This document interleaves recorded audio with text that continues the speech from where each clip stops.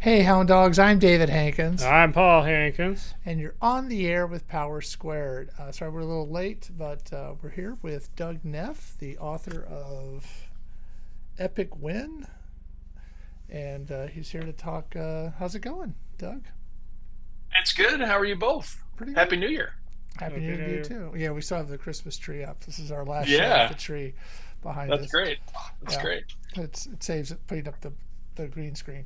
Uh, so, before we get started, Trevor was putting together a thumbnail for the YouTube video, and he discovered that you had worked on a modern English translation of Dante's Inferno. No. No, wrong, Doug Neff. Maybe it's another Doug Neff, huh? Okay, well, the, just wanted to make sure. Okay, so it's not Yeah, yeah. that's not Good you. research though. I appreciate that. I appreciate it. Well, we had you on the show like 90 shows ago, almost two Oh wow, years. you Yeah. guys 2 years. You guys crank them out. Well, one a week. We try. And we had you on the show, and you were talking. As I said then, this book. I do a weekly blog, which I still do about my own writing because of this book. I forgot why the reason was, but there's like I don't have a coach or something. I needed some way of sort of Yeah, keeping myself honest. So I've been doing this blog about what I've done during the week, and Paul has been good enough to edit it for me every week. So appreciate his help. So the book has been influential for me. One of the things that we touched upon 2 years ago when you were on the show was obstacles that creatives come up to and how they can. And I thought we could talk about what you see those obstacles and how people can work around them. sure. Sure. Yeah. While I was getting ready for this, I jotted down a list of like things that I think are tools I use now Mm-hmm. um, in my work when I run up against things or things I'll recommend to other people um, when they run up against things. So I thought we could talk through a bunch of those at some different levels of the kinds of roadblocks we encounter and some strategies for getting through those. Okay. So I think one common roadblock is just the overwhelm. You've got so many things on your plate that you get paralysis. You don't even know what to do next. You look at your list and it's this long list of very large things that feels overwhelming. So in that case, one of the things I think that's really important is you have to distill those things on your list down into a next action, a next step. Um, you'll find this in uh, Getting Things Done, the book on productivity. Um, and he'll talk in there about getting clear on the very next step for each of those things on your list. What most of us do is we make a list of projects. So, like, put away the Christmas decorations. That's a project. That's Yes. not a task. No. That's a That's task made up of 150 small tasks. right. So it might be pull the Christmas boxes out of the guest room, and open them up, Right. and that might be the next task. And once you do that, then you'll have some clarity on the next task after that and the next task. But when we distill them down into the smallest possible unit, um, it tends to open the way a little bit and make things less daunting. I learned this in college. I started as a music major in college. I was a saxophone player, Yeah. and I was our studio played classical saxophone pieces. So you would get these long pieces that would have passages, lots of black notes, and you'd have to figure out how to master all the fingerings at a high speed. And instead of playing the whole thing very slow and then slowly working your way up to a faster speed, my teacher would say, take four of the notes, the first four notes, and try to play those at the fast speed. And then add two more notes and play those at the fast speed. And then two more notes after that. And that'll keep it interesting for you. Um, and I think what that has always reminded me to do is breaking things down into small pieces always makes them more manageable, always makes them less overwhelming. So Okay. if you're stuck because you feel like because you get that feeling that things are just too much, shrinking it down is really helpful. Okay. You mentioned a book, um, someone's book. Hmm. I thought maybe you could say what the book was and who wrote it in case somebody was Let's listening see. and went, "Hey." Think I might have a copy back here. Yeah, let me grab it. It's called Getting Things Done by David Allen. Okay. Just And this has been a worldwide bestseller for years and years and years. So many people have heard of this book. There are lots of people out there practicing it in different ways. There's trainings you can take. But one of his biggest lessons is to break things down into their next action, right. and that will free you up. Yeah. I know that with certain tasks. Like I spent the week sort of because we're going to put out 4 issues this year, and I was going through and sort of resizing them and making a ping copy of the TIFF, and putting them in the order and all that, so we could put them together easily. I mean, yeah, it's little things like that, little Yeah, steps. yeah, like a goal, like put out 4 issues of a comic book. That's a giant. That's 4 projects. Those 4 separate huge projects. Yeah, yeah, And that would be overwhelming if it sat on your list. yeah. So luckily those are all done. So Good, yeah, good, we work ahead. So good. all right. So, yeah, Okay, ready for another one? sure. Okay. Another tool that I'll use in that overwhelm place is short sprints. And there's this technique out there called the Pomodoro timer. You guys heard of this Pomodoro technique? I have not. The idea is that you set a little 20-minute timer. And it could be even just a kitchen timer that kind of you set on top of your stove when you're waiting for something to bake. You set a 20-minute timer and you just work for 20 minutes. And then that's all you have to think about. You're going to do 20 minutes of work, the timer will go off, and you can shift gears. And then you come back and you do another 20-minute sprint. Maybe your sweet spot is 20 minutes, maybe it's 30 minutes, 40 minutes. Sometimes I'll try to do like a 1 hour writing sprint or something like that. But the point is, you're telling yourself before you start that it's a finite period of time I'm going to work on this thing. And then I'm going to stop and take a break. And for some reason, that lets our inner procrastinator relax a little bit and focus and concentrate on the work at hand for that short amount of time. Okay. So that's something I'll do. I'll set a timer on my screen that's 20 or 30 minutes, and I'll promise myself that I'm not going to flip over to a web browser. I'm not. I'm not going to open up, Instagram or whatever. I'm not going to do anything else. I'm going to stay on this one task for 30 minutes. And there's an extra tip I'll add to this too. When that desire comes up, like I'll tend to think of when I'm supposed to be working. That's when I have all these ideas of, oh, I could check this website I haven't checked in 6 months and see what's going on. Or I could check out the Power Squared website and see what new thing they have posted up there. Those ideas will come to me when I'm supposed to be working. So I'll make what I call a carrot list, and it's I'll pause long enough to write down Power Squared on a sticky note, or a website that I need to check. Go look here, and Facebook, Instagram. I'll write those down, and then that can be my carrot when I get to the end of the 30 minutes. But I'll have a list, and so at least it's going somewhere. It doesn't keep nagging at my brain that, I want to do that other thing. I'll make a carrot list, and that'll help get me through. Yeah, laptops connected to the internet are great, because sometimes when you're writing, you want to look something up that's related to what you're doing, but they're also Right. like, it's this other world of possibilities out there that can suck you in if you're really not careful. Yeah, it's everything. Yeah. Have you seen this writing tool called FreeWrite? It's basically a hard physical keyboard Oh, with a tiny little e-ink screen. There's no internet. It'll save things to the cloud for you, or it'll save it, I think, to a memory card. But that's it. It's a keyboard and a tiny little screen, basically like a typewriter. right. And their whole premise is get your first draft out without distractions. And I love that idea. I think that's a really interesting way to approach writing. Yeah, it's just at the same time you're kind of cutting yourself off. I mean, I do research sometimes on something I'm writing, so that would be, Sure. yeah. I don't know if that would work for me or not, but I Yeah. have seen Sometimes those. you have to have both, for sure. Yeah. For sure. I need a new laptop more than I need to buy a non-laptop. Yeah. Some of these tools and tips I'll give you will be expensive, and some of them will be free. Right. Little kitchen timer. That's a lower Yeah, priced that's tool that you can go and get. Um, there's a way you can.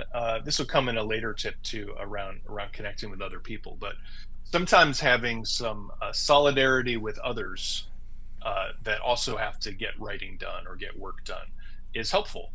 Where you can even do over Google Meet, get four friends who also have a deadline that they're working on, and open up a room, and you can turn your microphones off or leave them on, and you're just all promising that for the next hour we're going to work, and it's sort of like a gathered agreed to working time. We're not going to chit chat, we're not going to interrupt each other, we're just going to work together, and having other people in the background who are focused. It's like a study group back in college. Like, you all go to the library, you sit down in the library where you're not allowed to really talk, you have your books open, you can all focus a little easier. That can be another way to do that, sort of short sprints, or a Pomodoro technique. okay. So how are we doing so far in the kinds of roadblocks you two encounter? Are any of these helpful? For me, it's mostly time. I mean, I have a full-time job and a family, and I sort of try to wedge my writing into after dinner and before I go to bed. So it's like 2 to 3 hours maybe in there. So for me, I'm trying to work on a lot of things because the comic book does, we still get pages to look at and things like that on the issues we're working on. There's some writing for that occasionally. We haven't done any in a while because we're kind of ahead on scripts. But I also try to. Paul has a blog site where we write reviews, and sometimes usually I'm trying to finish one up from over the weekend, and I'm also trying to work on a novel that I'm working on. So sometimes it's just, and then there's also trying to do, some Facebook posts and things like that for the comic book. And when we put this video up, I try to get it out on different groups and stuff on Facebook and Instagram and, all the other things, all the other places you can put it, kind of, so people know it's there and hopefully will watch. And that takes time too. So, it's just trying to kind of crank through some of that. But. And what usually happens, you said 2 or 3 hours after dinner before bed. What usually happens in that time? I usually get it's usually I find myself getting really tired around like 10:30. I'll like kind of almost go to sleep and kind of wake myself Sure. up, and I try to work until like 11:15 or something. And it really depends on, again, what I'm trying to do that night. As I said, this week I was trying to like spend. It takes longer than you think to resize pages and save them different ways, and Yeah. and then occasionally find, like, I found a page that was missing, that kind of stuff. So it just sort of depends on what I'm trying to do. I hate to say it, I move into the living room. I sit on we have these little what do you call these? TV trays, and I usually will have Yeah. I usually will have, let's say, Friends or something on in the background, but I am trying to I sit on the love seat in the living room and try to write or work on whatever I'm going to work on for that evening. Yeah. Paul, do you have any obstacles to your? Well, apart from just balancing different writing projects, recently there was the physical obstacle of Right. back pain. Yeah. We're trying to work through that. You had some physical issues. Yeah. Yeah. But otherwise, you barrel ahead, 100%, hit all your goals, no problem. My writing time also tends to overlap with other things happening, so I try to get in what I can. Yeah. Like if I have, like this afternoon, my work ends half days on Friday, and so I try to work a little writing in the afternoon when I can. But I also find it kind of, maybe it's just me, but I find it tiring to write after a while. I get kind of tired. Yeah. And I don't know if it's, maybe I'm just wimpy or something, but it does sort of tire me to do it. I want to do it, but it's tiring. Sure. It's hard work. And especially creative, right? It takes a lot of energy to do that. Yeah. Sure. I mean, and it also depends on, like, we try to watch something while we're having dinner. Yeah. And it depends if it's an hour-long thing that takes more time. If it's half hour, that kind of that sort of adjusts the time I have. And you have to kind of go with the flow. I'm not trying to be. I'm trying to have a time. I do this after dinner, but I'm not trying to mandate when we have it and all that kind of stuff. I'm just trying to, as I say, work it in. But that's kind of my routine every at least 5 days a week is to do that. Yeah.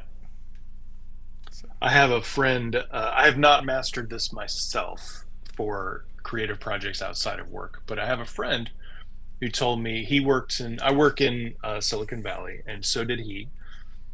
And he told me that he paid himself first every day. So before he went to work, before he showed up at the office, he went to the gym or he worked on his own creative pursuits. But he gave an hour of that to himself before he gave an hour of himself to work. And I was struck by how, just spiritually, how powerful that is to put yourself and your own dreams first before you go into the office and work on someone else's dreams, right? Right. Because I find the same thing is true. If I work on my stuff, things that are important to me, at the very end of the day, I'm a little depleted. I've given away, Yeah. most of that creative energy I had in all the things I had to do during the day. So by the time we get to the end, I'm dealing with what's left over, and that's usually not as good as when I'm freshest in the morning. Right. Yeah. I try to in the morning. My routine is to try to walk in the morning, walk around the block, which is a couple of miles, and do Good. some. I do some social media on Twitter posts about anniversaries and things, but and then that usually takes the hour I have, pretty much Sure. to do that, and then the work all day, and I try to like turn it off at 6 o'clock or 6:30 whenever you can, and switch on to something else. It's hard. Yeah, it's a challenge for sure. Yeah, you have kind of given your most during the day to something else. And I know you talk about that in the book. I was struck, and I've actually quoted this to people, and they don't understand what I'm saying. But I thought one of the things in Epic Win was, don't show up early, don't stay late, because that's time you're giving to somebody else's dream, not to your own. Right. Sure. Yeah. And I try not to do those things, but I try to be on time and work as much as I can, and then sort of try to turn it off when I can. Yeah. Yeah. Yeah, I mean, and that can be controversial too. People. Sometimes you're in a job or a career where you want to give your all, and there's nothing wrong with that. I think the lesson in there is to get clear about what you're doing and what you're working on, and if aligning yourself to someone else's dream for a while, like a company, Mm-hmm. that hey, we're headed someplace great, and I want to be a part of this, and I want to pour myself into this for the next 2 years. That can be a great thing, and then go for it, and then give all you can, Right. and really pour yourself into it. And if that's not the case, and you want to create something of your own outside of work, or if you want to focus on your family outside of work, or you want to focus on something else, then get clear about which is more important, and set your priorities clearly. Right. So often the case there is, don't go into work so early. Pay yourself first, like my friend did. Right. And when it's time to stop work and leave it for the next day, so you can get home and work on your own dream. Right. Yeah. But don't tell your boss I told you that. No, I won't. And I don't think she watches this. So okay. I try to tell people I do a podcast, and they're like, "Oh, that's great," and they just move on. So they don't. Well, we're in an age of there are so many things out there to watch. Grabbing There, eyeballs is a tough thing there's to do. tons of podcasts. I'm amazed at how many there are. Yeah. And some are done much more professionally than ours is, or edited and all that kind of stuff. Where sort of you kind of get what see what WYSIWYG, whatever that is. WYSIWYG. WYSIWYG, yeah. What you see is what you get, kind of deal. Yeah.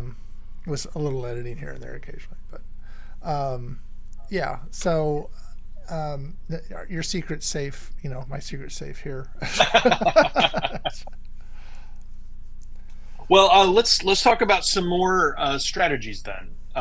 Another thing that I think happens is we get stuck working on something because we're at the wrong altitude for what needs to be done. And by altitude, I mean sometimes you have to be at the ideation concepting stage, and sometimes you have to be at the resizing an image stage, or inking a panel, or copy editing something that's already written.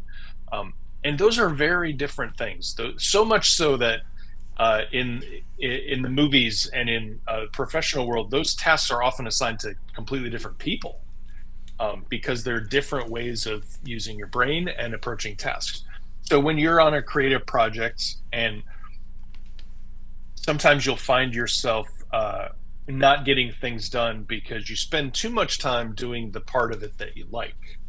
Like maybe you like inking pages, so you've inked 80 pages of the comic, but in the meantime you haven't done any of the social media preparations you need to do for marketing it. Right. You haven't worked at all on coloring it. You haven't attended the meetings like you were supposed to, or even finished all the lettering that needs to happen. You've done the thing that you liked because it's at this ground level. So altitude is sometimes an important thing where you need to recalibrate, go up higher, and look at the whole picture and decide from that level what thing needs to be done next. And sometimes you need to go down and dive down to one of those ground level things and just focus on that for the next week and get it done. And shifting between those two things is sometimes hard, but I think it's often the reason why we get stuck, because we're in the wrong one.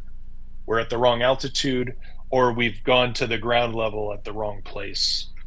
We need to pop back up so we can re-examine. Yeah.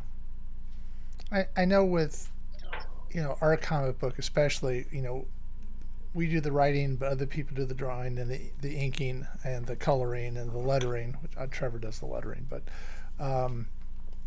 you have to sort of you kind of want them to come along on the be more want to pump out the 8 pages you want out of them, kind of, you know what I mean? It's a collaborative effort. Yeah. And sometimes you have to manage the people to get the Sure stuff out. Yeah. Well, and that's another entire muscle, even on just the side of things that you're doing. When you're writing, sometimes you're writing dialogue for one panel of one page, but sometimes you're sort of mapping out everything that's going to happen in an issue. Mm-hmm.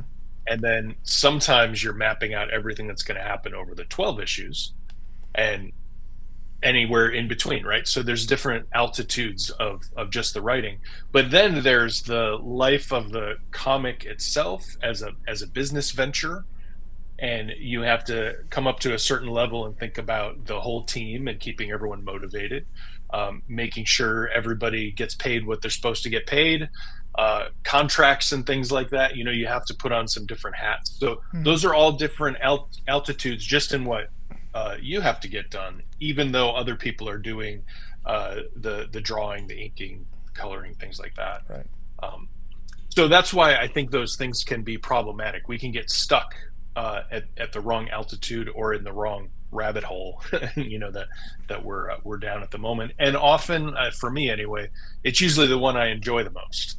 That's why I'm down there working on that one thing, is because that one's enjoyable to me. You can't always do the thing that's enjoyable to you. You No. know, sometimes you have to do the other stuff too. So we have to keep pulling ourselves back up and re-examining. Yeah, I mean, I like having variety, different things to work on, but sometimes you can't ever feel like you're like I always find myself in my blog saying, and I never got to this week. I wanted to, I never got to it, or whatever. I mean, something always gets kind of shoved to the side, even though that's the thing. Yeah. I really want to work on that, but I don't have the time. That kind of stuff. I had Right. these other things I Sure. needed to get done. Yeah. And that's where the pay yourself first thing comes in. You've heard, well, maybe we talked about it last time, even the analogy of the big rocks. You guys heard of that before? No. Uh, Or if we so have, remind us. college professor walks into his class with a big glass jar, and he sets it on the table at the front of the classroom. Uh, and he takes these big rocks off of the desk, and he puts them in, and they come all the way to the top of the jar, these big rocks. And he asks the class, is it full? And he can't fit any more big rocks in there. So the class says, yeah, it's full. So then he pulls up from the ground a box, and it has a bunch of smaller rocks in it. And he starts putting them in, and they go in the spaces in between the big rocks, and he can put a whole bunch of those in. And he puts them all in, and then he asks the class, is the jar full now? And they look around at each other and they say, yeah, we think so. And he says, okay. And he pulls up from the floor a jar of sand.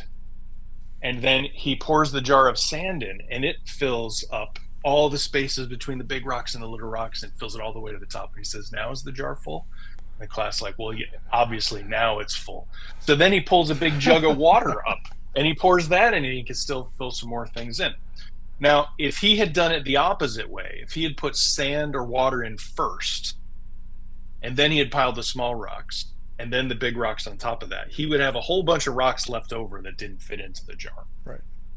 So the lesson there, and you'll see this printed all over the place. This is a pretty common story, but the lesson there is that in your life, you have to decide what the big rocks are, the ones that are most important to you, and you have to take care of those first.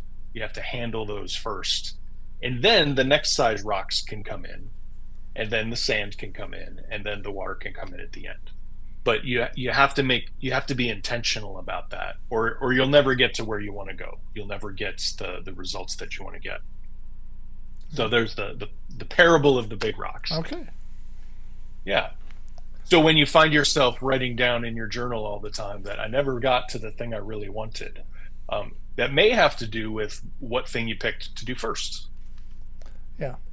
Well, sometimes there's things you have to do at a certain time, and Sure. yeah. Sure. And this week So- I'm doing this, and next week I won't be doing that, that kind of stuff. Right. Right. So you brought up something, David, that I wanted to speak to. That's another strategy for getting past roadblocks. You said you every morning you go for a walk around the block. Just the act of going for a walk can be a really excellent reset, especially for a creative endeavor.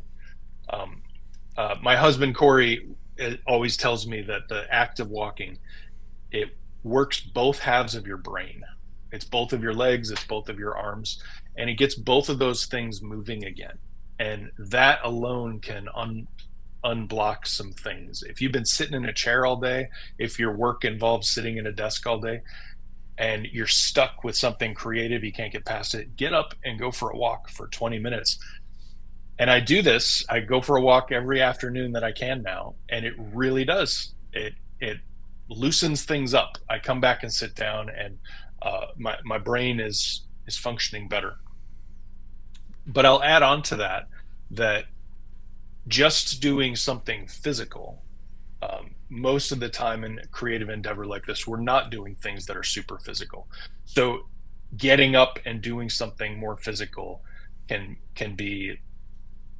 have a changing effect on the problem you're facing. So I I'll get up and go cook something, like cutting up an onion and sauteing the onion in a frying pan, slicing some potatoes, doing something like that, is calming for me, but it's also making something.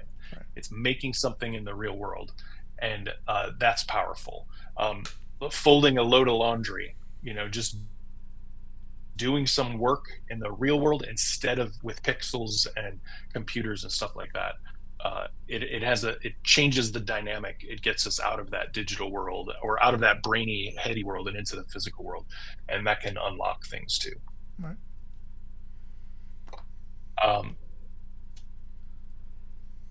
The next couple things are around other people, and I think that's another strategy that many of us don't use enough.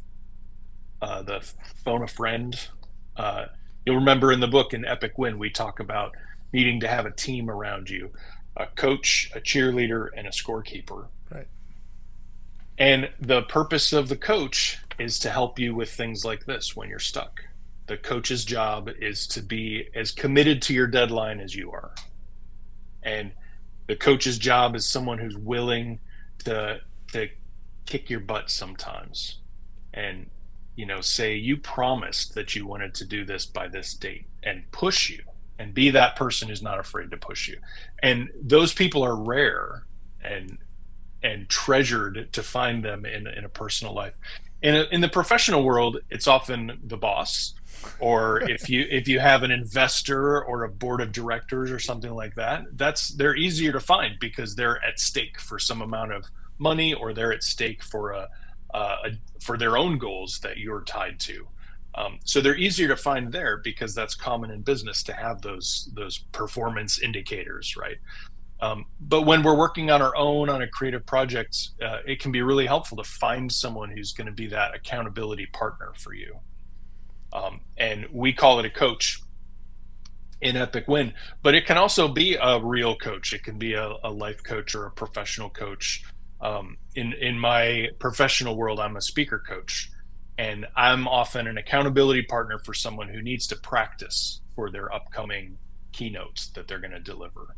And they have an hour scheduled with me that they're paying for, that they know they're going to use that hour of time to practice. And it's my job to hold them to that, So having someone who's willing to play that role for you can be one of those things that'll help you get unstuck. This is also where having a group of friends who, every Thursday night from 7 to 9, we're all going to get on a Google Meet hangout, and we're gonna write for 2 hours, and we're just going to make sure we show up to do that every Thursday for each other. We're going to support each other and help keep each other accountable. That can be really powerful too.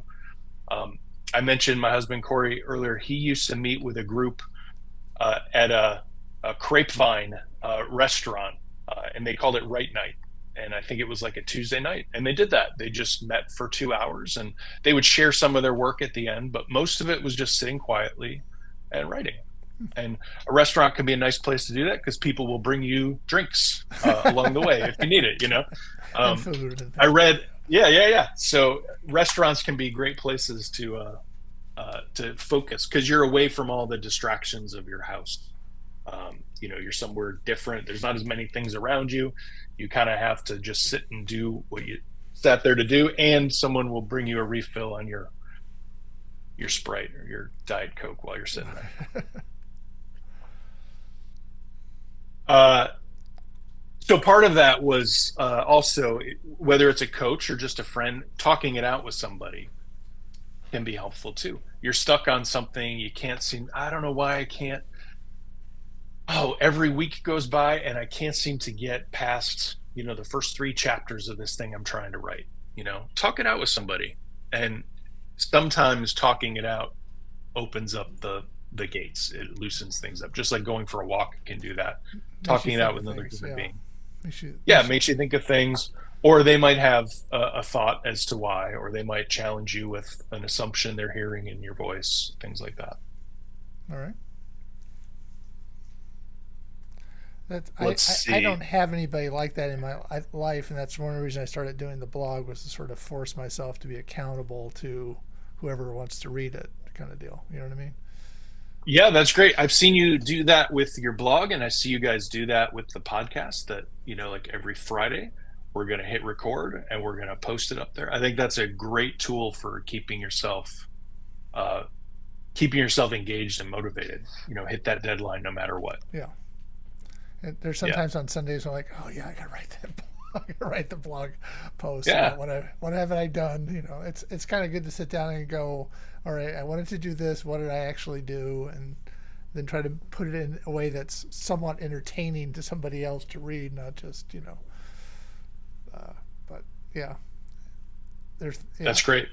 Yeah. There's a watercolor artist I follow where she, I think something like 5 years ago, she had wanted to do a lot more painting and she was never finding the time to do it. And so she made herself a promise. She said, I'm going to paint every day, no matter what.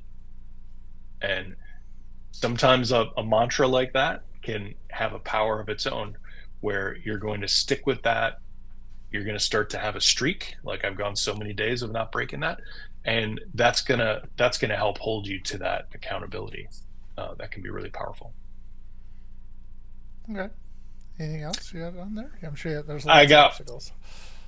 I got one more on this list I made today, and the book, of course, is chock full of them. That's what we filled it with. But I've got one more, and sometimes this is sort of a bigger, higher level reason why you might be stuck, why you might be consistently not hitting your goals, things like that.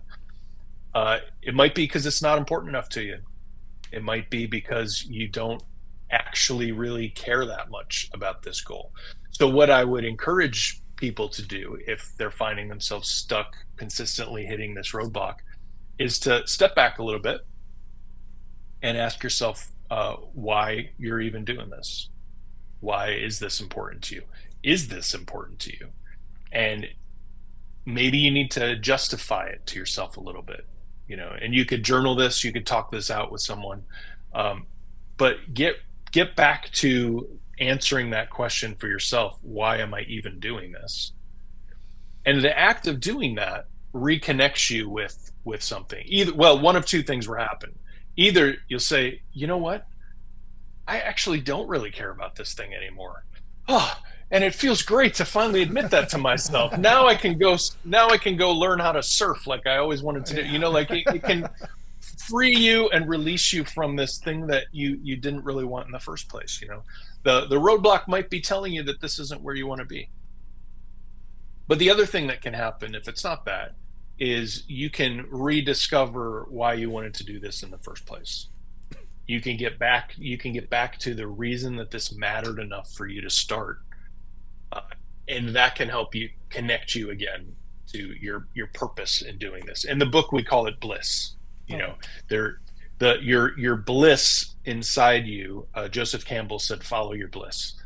And the thing that kind of lights you up, that gets you excited about bringing that thing, that creative project into the world, if you can reconnect with that, then often you'll open up some flow for yourself, and it'll get you unstuck and it'll get you moving forward again. I'm sure there have been times along your journey that you guys have wanted to throw the whole thing out, like this is no fun, I don't want to do this anymore. And and something made you come back to it, that come back to the reason you wanted to do it in the first place, and you had to reconnect with that, whether you did that intentionally or not. right. I know that you guys are doing this week after week after week. You've published issue after issue. Something is bringing you back to this matters. I want this to exist in the world. It's something, a story I want to tell, things like that. So for some people, when they get stuck, it's a matter of get back to that question of why are you doing this, and really answer it for yourself, and be willing to say it doesn't matter. Be willing to let it go if it doesn't. But if you stay, you might find yourself reconnected to your purpose. Okay. Speaking of connections, you're involved with connecting writers and artists at Comic Con and uh, Hmm. WonderCon. Do you want to And talk? WonderCon, yeah, Yeah. So how long have you been doing that? sure. Yeah, Corey and I started that. Oh my gosh, it's got to be over 10 years now. Uh, Sounds and right. I should have the year in front of me, but I don't have it right in front of me. But it's over 10 years now, and we do it at both WonderCon and Comic Con. It's called the Comic Creator Connection, and I'll describe it for your viewers, because you both have been there. You know what it's like. Uh, it's sort of like speed dating, but it's for writers and artists who are interested in finding a creative partner and bringing something to life. Yeah. But we run it in that sort of that kind of game format where an artist sits on one side of the table. They can have their portfolio open. They can spread out a little bit of work, and there's a writer sitting on the other side of the table. And then every 5 minutes, we call out rotate, and all the writers get up and they move one seat to their right. So everyone meets a new person, and then you have 5 minutes to chat. And you can basically pitch yourself, pitch the project you want to do, or just yourself and your working style. I'm looking to work with someone. I don't care what it is. You can exchange information if you like. You don't have to. And then we do that for 2 hours. So by the end of that time, most people meet around 20, 25 people that they would not have met otherwise. And you had 5 minutes to chat with them.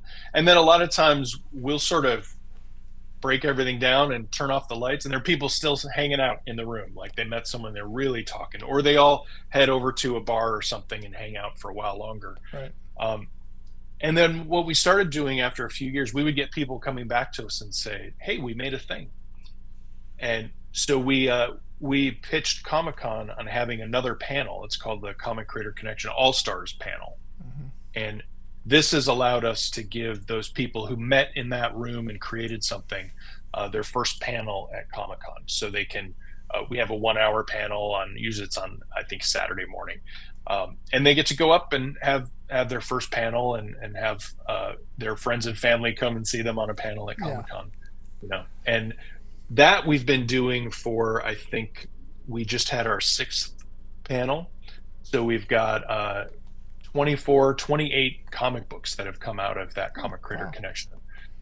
Just that have made it to the panel. We've gotten more that we haven't been able to take yet. So a really nice, inspiring number of creative projects that have come out of this endeavor. Do you find that the people are still working together after so many years, or is it sort of a one shot and they move on to somebody else? It really varies. We've had some that are, legit. They've been picked up by a publisher and they're still publishing. They're still, it's an ongoing series. And we've had people that it was a one shot, it was a thing, and, they're not really putting more into it. It was just a one shot deal. So it really varies. And sometimes it's even a web comic. Writer and artist met and they worked to create like a web comic, and maybe they'll put out a new strip once every couple of weeks or once a month or something like that. So it varies. And we get applications every year, and we have to choose from a large number of people to try to put together the best panel based on the criteria that we have for it. Yeah, I've described the experience as speed dating, and we just never found a date the times we went. We came close once, but it just didn't work out. No. Yeah. And we get that a lot too. I hear from a lot of people that the biggest benefit they get from doing that is you get a lot of experience having to talk about your project or yourself, and you get more comfortable with it. Especially artists tend to be more introverted. I'd say tend. I work with a lot of designers, and I can say that they tend to be a bit more introverted, and writers tend to be a bit more extroverted. They don't mind at all talking about the things in their head. And for doing the Comic Creator Connection, since you're doing it 25 times, you get a little bit more of a comfort level with it by the end. Yeah, and you might meet someone, you might not. The thing was, we'd always sit down. The first person you sit with for a long, as you're placing people around the room, you actually sit with somebody for more than 5 minutes, and you think you're making a connection then. And those have never panned out for, right? Or they're always like, they'll have, I found somebody at somebody else I was working with from the thing, really, and I don't know. We came close once, and it was somebody we actually didn't sit down with. We just saw them at the show, at the panel. And we came close to working with them, and we just could never get them to produce, on a regular basis. But you guys work with a team, like not even just one other creator. You have different people work on different aspects of the book. That's a big deal. Yeah, we have we have an artist and a colorist and a letterer. So we're It's the getting, everybody has to feed the other one, and sometimes that. Sure. We had a sort of a traumatic moment last year is we had our artist that we'd had for a long time decided that she wanted to do something else, and so we brought in the person that was our colorist, made them the artist because they do have artistic talent, and they were playing catch up with their coloring, for about 3 months or 4 months. Sure. Sort of slow things down, and it's a different process, working with them than it was with the previous one. But Yeah.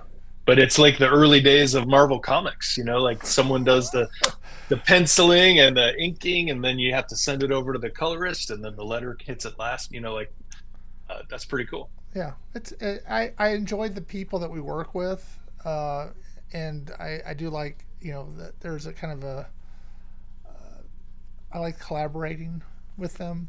It's just you kind of they're not.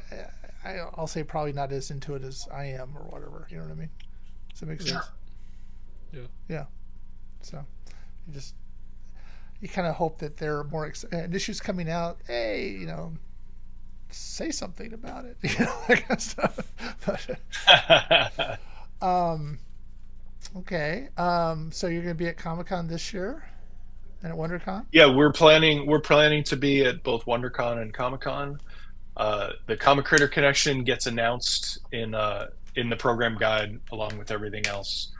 Usually we do it like WonderCon would be like Friday and Saturday night, 7 to 9 p.m.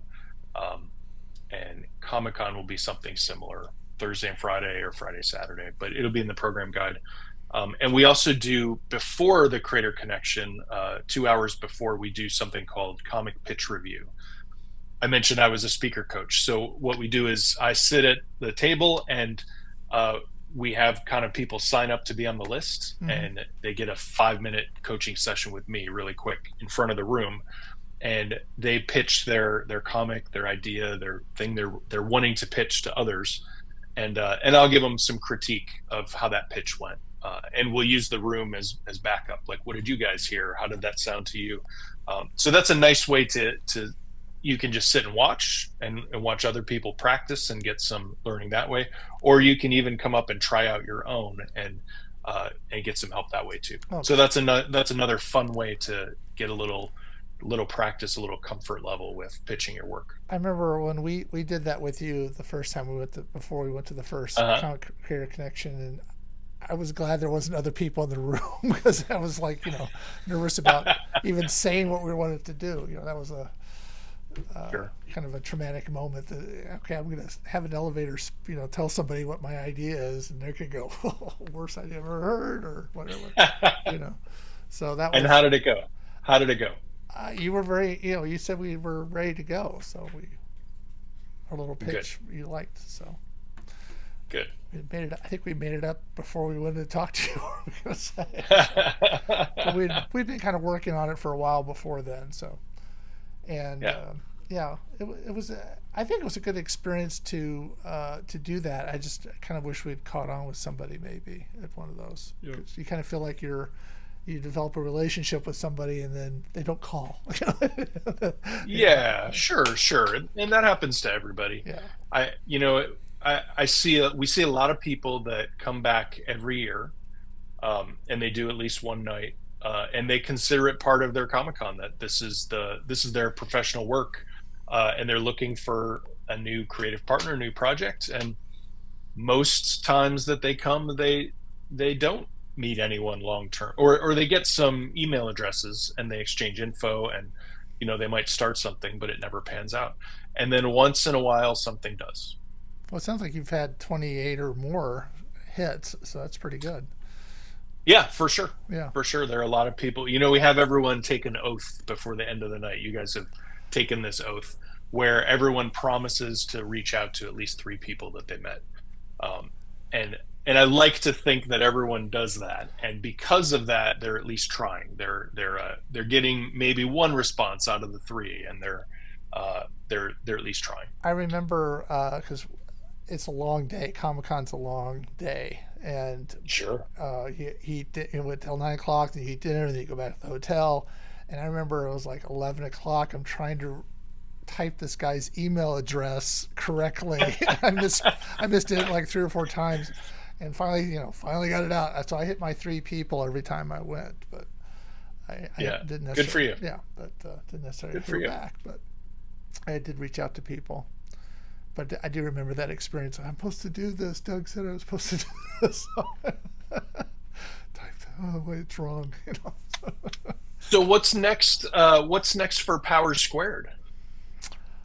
Well, we are available now through Library Pass. We Oh, cool. yeah. We had to put together previously a kind of a trade of the first 5 issues, and that's available. And we also put together a trade that's only right now going to be available on Library Pass, which is the next 4 issues after that, so 6 through 9. And is the first one also on Library Pass, or? Yeah, that is there now, and we're hoping that we already sent them the next volume 2 or whatever, and see if I'm sure that's great. Soon. Yeah, so that was advice we had gotten from Gamal Hennessy about, you guys should be in a library, which is harder. It's harder to do than you think, because Sure. we tried their college library, and they only buy from certain vendors. Yeah, they only have certain vendors they buy from. And I said, well, if we gave it to you free, what would you do? Oh, we'd sell it. We wouldn't put it up on the shelf. I was like, okay. And so we found these people, the librarians, and they work with comic books, and we kind of I wrote to them and sort of stuck it out for a while until they could get around to addressing us, which it took over a year of kind of just keeping in touch, but it finally has paid off. So that's something new for us. That's great. And then we are going to put out 4 issues in 2024. We just have to do a little bit more legwork as far as getting copyrights and putting them together. But we're going to have we should have 4 issues out this year. Yeah. And good. So hopefully continue to work on it. We'd love if people actually read it. I kind of Now do you have like in your local comic shops, is it on the shelf there, people can buy it? No. We're probably a block away from a comic book store, and we actually did our first signing there. We've done 2. We did our first one there on a free comic book day, and I'm not going to name names or whatever, but I don't think he's really interested in pushing it. Mm-hmm. Do you? No. Yeah. It just, for whatever reason, it just doesn't seem like it's going to work there. And we haven't really, I honestly go to a lot of comic book stores just because I don't have the time to do that. But you're too busy making comics. Yeah. I like to think of it that way, sure. But it's just, it would be nice if we could get somebody locally to do it. Maybe we need to be a little more pushing on that. But I know, we're up in Northern California. I think you guys are Southern California, right? Yes. Yeah. I know, like one of our local comic shops, they have a big shelf of all local comics that they put out, and they don't do a lot of work to push them, but they're marked, and here's where all the local comics are featured. So there might be other stores in the Southern California that do something like that. Yeah, I thought for a while that Golden Apple seemed like they were kind of interested, and then we just never could close the deal with them. So I don't, and maybe they decided they didn't want to do business with us. I don't know, but it's and then we've obviously the first trade we went back and sort of rewrote part of it and kind of revised it, right? Yeah. Director's cut. Yeah, kind of. Yeah. There were some things that we figured we could kind of, hey, we could say this, and that would slant to something else, and so we, in retrospect, went back, and this one with this trade, we volume 2, we just kind of altered, I think, 1 or 2 panels because we kind of were bothered by they weren't quite right, so we made those changes, and so we're also hopefully going to do a Kickstarter this year again to see if we can get some interest in, and money, hopefully, to come in. So, and we're good. Yeah. So, and we're trying to. I applied to table at Comic-Con and WonderCon. I don't think Comic-Con's going to come through, and I'm not sure if WonderCon is either. But we're trying to at least maybe actually go to a convention and table. Sure. And I'm thinking if those don't work out, we might try LA Comic-Con since they're a little more open to things. And we did a panel there a couple of years ago, which is Oh, good. yeah. About comic books are flying under the radar, and of course we were three of us were there, and we had a couple other comic books there as well. So Yeah. that was a good experience, and I pitched it to Comic-Con and never heard back. And Well, I know they have a long list of people that pitch stuff. Comic-Con is the big one of the year. yeah, WonderCon is usually a little bit easier and also to table at. But I think that's a great idea to look at other smaller conventions too. Having a table or a booth is a great way to just meet a lot of other fans and get it into their hands. yeah. Let's hope. Yeah. So that's great to hear. All right. So I appreciate you being on the show. Thanks for sharing some tips for people to get around obstacles in their creative work. So if you're watching this on YouTube later and you liked this, leave a like, subscribe if you want to see more, and leave a comment below if you have read Epic Win or if you are now interested in it. All right. Little plug there for you. So Awesome. Thank you. So until next time, I'm David Hankins. I'm Paul Hankins. And you've been on the air with Bauer Squared.